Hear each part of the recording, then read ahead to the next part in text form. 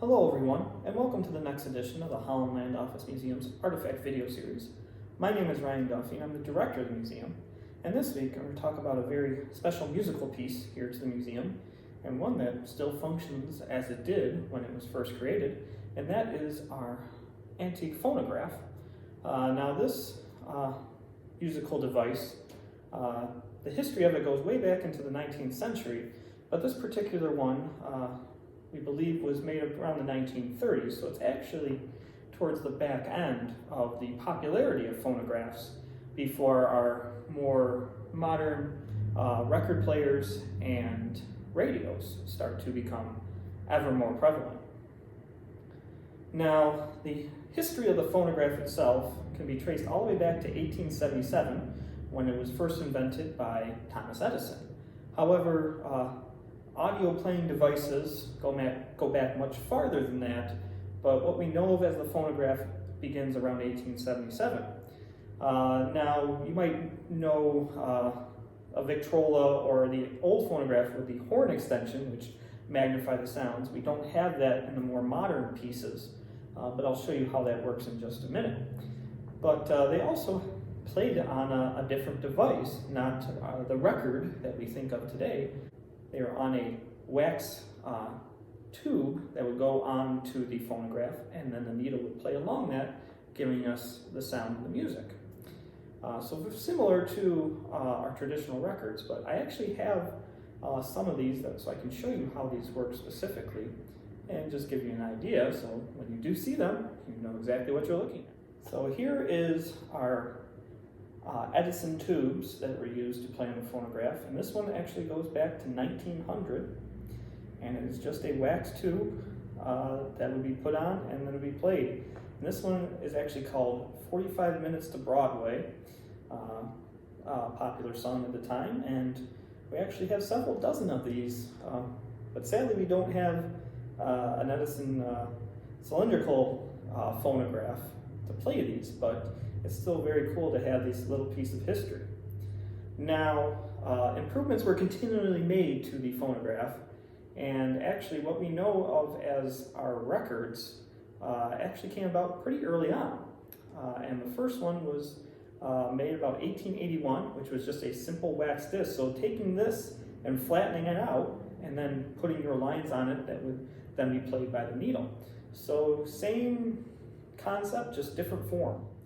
And this is what we end up with. Now, the records changed over time and got thinner and more compact and could actually play more songs than just one, but this one is about from 1905. So we're earlier than the phonograph, but it still plays just fine. And this one's called Honolulu Eyes, which is a medley waltz, and I'll actually be playing this for you in just a minute. But this is what your old records look like, and they're very recognizable to those who remember their old 45s and 78s. This is their direct ancestor. Now, this particular phonograph, as I mentioned, was from around the 1930s, and it's got several more modern implements that I'll show you when we get up close. But this one was actually made here in Batavia. It was made by a company named Batalma, which says was from here in Batavia, and it's actually stamped number 132. But we've been unable to find any information on this company other than it existed in Batavia around that time. Haven't been able to find an address, a phone number, anything. So if you happen to know this company or heard anything, let us know, because we'd love to find out more information. But we do know that this particular model was actually bought at one of the department/furniture stores here in Batavia, and that was Whitcop and Holmes, which was on Jackson Street. Now that company started out of Buffalo, but had several stores around Western New York, and they specialized in a lot of different goods, but furniture was something that they sold quite a bit of, including phonographs like this. So now I'd like to get up close and personal with the phonograph and show you just how it worked. Since this one is sort of on that transition period between purely manual and electrical. So let's take a closer look. So I'll show you from this angle to start, as it actually gives us a good look at the hand crank, which is actually what powers the phonograph here and allows the turntable to spin. So it's just a simple hand crank, and you have to crank it several turns. Recommend about 5 or 6 to play a record, though you can always do it more.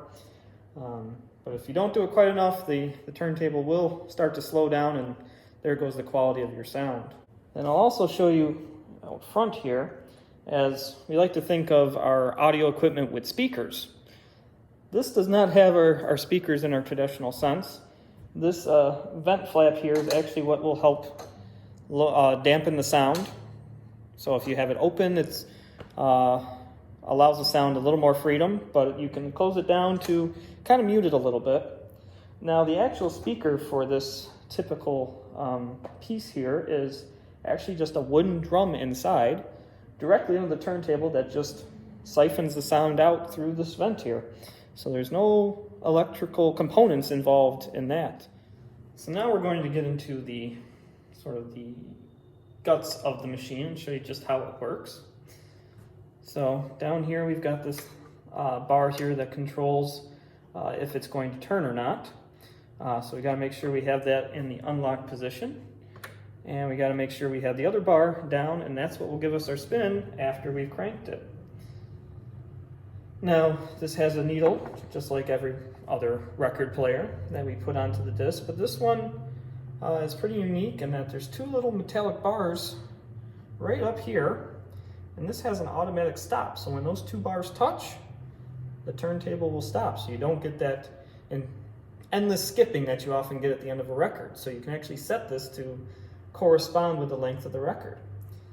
But this one has another unique feature in that it actually had an electric light here. That doesn't work anymore as the wires have been disconnected. So now I'm going to play us the song for you, and I hope you enjoy it, and we'll enjoy some nice music.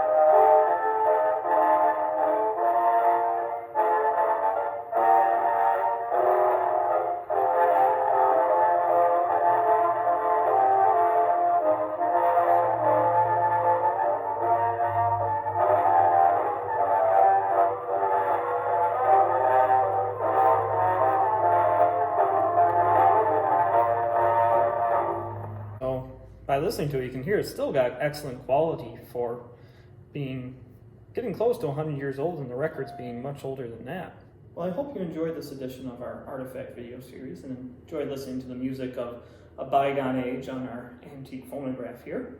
In case you missed any of our previous videos, you can go check them out on our YouTube channel, Holland Land Office Museum. There's a whole playlist dedicated to our Artifact video series. I think we're almost up to 70 videos now and still going strong. But it's always the best way to come and check things out or by coming down to the museum and see these artifacts up close and personal. I'll even play another song on the phonograph for you. You can ask us all the questions and enjoy all the artifacts that we have here, not just the ones we've highlighted so far.